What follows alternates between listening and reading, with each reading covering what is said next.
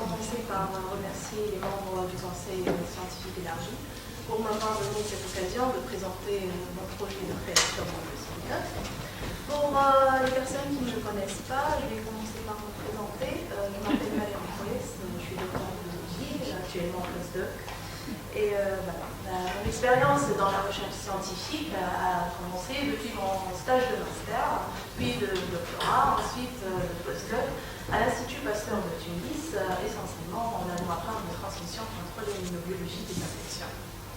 Donc j'avais la chance de travailler dans un endroit idéal au carrefour de la recherche fondamentale et la recherche translationnelle.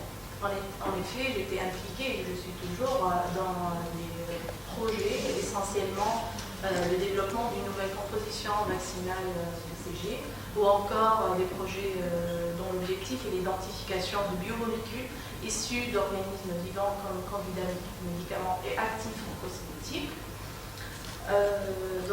Cette expérience m'a permis d'acquérir m'a permis non seulement d'acquérir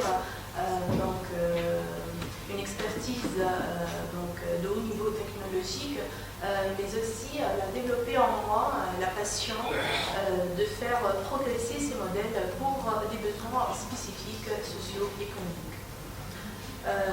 Durant toutes ces années, j'ai pu aussi développer en moi des compétences humaines, des qualités relationnelles. Et c'est ainsi que je suis convaincue que me lancer dans l'aventure entrepreneuriale était possible. Voilà, donc je me suis ainsi focalisée sur la recherche de fonds, de dispositifs, de financement dans ce sens. Et c'est ainsi que j'ai assisté à un séminaire d'information au niveau de l'Institut Pasteur sur un appel à proposition, un fonds compétitif, d'un programme d'appui à la qualité pour le préamorçage et l'essaimage scientifique des travaux de jeunes diplômés et chercheurs, avec pour finalité la création de leur spin-off. Donc, il s'agit d'une initiative développée par l'ANDR en collaboration avec la DGDR, la DGRS et l'unité de gestion du projet Promesse au niveau du ministère de l'enseignement supérieur et de la recherche scientifique. Dans le cadre du projet de modernisation de l'enseignement supérieur en soutien à l'employabilité, pour améliorer l'insertion des diplômés et soutenir une université innovante et entrepreneuriale. Cet appel se propose d'appuyer les bénéficiaires à deux niveaux, donc technique, c'est-à-dire il s'agit de valider et de montrer la faisabilité de leur technologie en environnement réel, et deuxièmement entrepreneurial, c'est-à-dire les soutenir dans la réalisation des études juridiques, financières et commerciales. Je savais que ce dispositif pouvait m'aider. Donc à ce moment-là, l'idée du projet est venue suite à une demande qui a été exposée par l'industrie Opalia Pharma auprès de l'Institut Pasteur de Tunis pour des tests de sécurité dans la démarche de certification CE de certains de leurs produits. En effet, une industrie pour pouvoir exporter ses produits vers l'Union européenne, il faut qu'elle fasse une demande de certification CE. Pour ceci, elle doit fournir un dossier technique comportant une démonstration préclinique de la performance et de la sécurité de ces produits.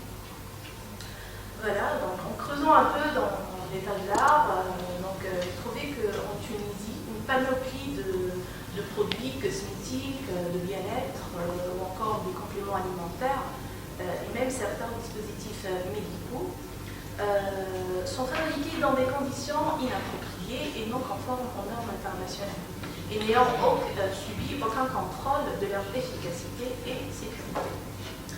Donc ces contraintes de qualité auxquelles sont soumis la plupart de ces produits-là constituent non seulement une des barrières à leur exportation vers l'Union européenne, mais aussi un réel problème sur la santé du tunisien.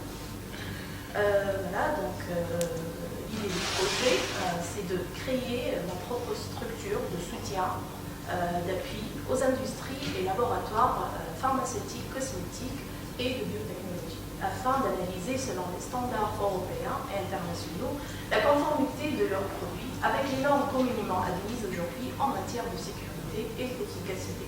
Pour ceci, donc, il faut vérifier que les produits qu'ils produisent sont bien tolérés, ne présentent aucun danger potentiel sur la santé humaine. Donc, ce sont des études précliniques de toxicologie. Donc, l'idée, c'est de proposer à ce stade deux services. Le premier, c'est l'analyse de la toxicologie générale de leurs produits par des tests in vitro pour déterminer en premier temps la toxicité basale, qui constitue le premier test qui peut apporter un aperçu fiable de la sécurité d'un produit. Le deuxième, c'est la toxicité locale, en déterminant leurs produits irritants, oculaires et cutanés. Le deuxième service, c'est l'analyse de l'immunotoxicologie ou encore la sensibilisation cutanée. Donc l'intérêt d'une surveillance accrue de ce pouvoir réside dans le fait que la sensibilisation peut induire un problème de santé majeur à travers la dermatite de contact allergique ou encore l'eczéma de contact. Voilà, donc la pertinence de mon projet réside dans le fait que nous n'allons pas faire des tests in vivo, mais plutôt in vitro, sur des modèles cellulaires et tissulaires, suivant les lignes directrices de l'Organisation de coopération et de développement économique. En effet, ces tests sont spécifiquement exigés par les réglementations actuelle de l'Union européenne pour la fabrication et la commercialisation de produits cosmétiques et chimiques. Voilà, donc en effet, en 2018, au Parlement européen, il y a eu une proposition de lancement d'une campagne diplomatique par l'Union européenne en faveur d'une interdiction mondiale dans des tests sur les animaux et du commerce des produits testés sur les animaux avant 2023. Mon projet propose des nouveaux services de haut niveau technologique actuellement inexistants en Tunisie, qui présentent de nouvelles perspectives de sciences pour la société et le développement socio-économique, ayant plusieurs impacts d'une grande importance nationale. Donc, la prestation de services que nous proposons aux industries sera homologuée et ainsi elle va garantir la qualité et la sécurité de nos produits locaux et donc la sécurité des consommateurs tunisiens, la valorisation de la biodiversité tunisienne et encore l'exportation de nos produits locaux vers l'Union européenne. Proposer ces services-là aux industries étrangères à des prix compétitifs nous donnera aussi l'accès au marché international, les appels d'offres et les relations de sous-traitance. Après avoir soumis ce projet suite à l'encouragement aussi de McKinsey que je remercie, j'ai eu l'accord favorable pour une subvention de 100 000 dinars tunisiens, dont 5% est la contribution de l'Institut Pasteur, pour une durée de 18 mois qui pourrait être prolongée de 6 mois. Voilà, donc ce projet sera réalisé à l'Institut Pasteur de Tunis avec le soutien et l'appui de l'Université de Tunis-Mona et faisant intervenir plusieurs partenaires professionnels tels que l'industrie Opana Pharma et l'association de jeunes chercheurs de l'Institut Pasteur, dont le rôle sera la diffusion et la communication, et bien sûr, comme coordinateur et évaluateur, l'unité de gestion du projet Promesse et l'ANPR pour le suivi et l'exécution du projet. Donc, ce projet a 3 objectifs spécifiques. Donc la première, c'est la validation et démonstration technique en environnement réel, c'est-à-dire, je vais essayer d'analyser donc la sécurité de dispositifs médicaux fabriqués par l'industrie Propadia. Le deuxième objectif, c'est le renforcement des capacités du porteur de projet. Et donc, c'est l'acquisition de nouvelles compétences techniques ou encore entrepreneuriales. Et dans cette partie, un stage à l'étranger et des formations certifiantes sont prévues.